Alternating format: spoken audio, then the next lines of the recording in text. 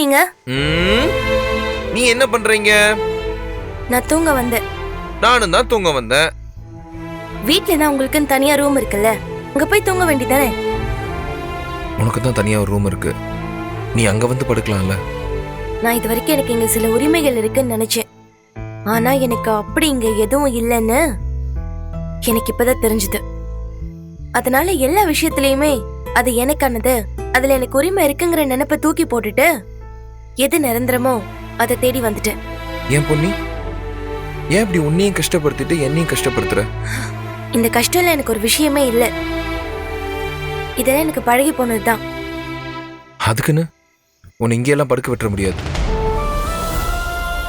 வா, வந்து கீழே வந்து தூங்க வா. நான் இதுக்கு கீழே வந்து தூங்கணும்? எனக்கு அதுல விருப்பமும் கிடையாது, எனக்கு அந்த தேவையும் கிடையாது. ஏன் பொண்ணு இவ்வளவு கோவப்படுற? கோவப்படாம நீங்க பண்ணதுக்கெல்லாம் உங்ககிட்ட சிரிச்சு சந்தோஷமா பேச சொல்றீங்களா? போலியாலாம் எனக்கு நடிக்க தெரியாது.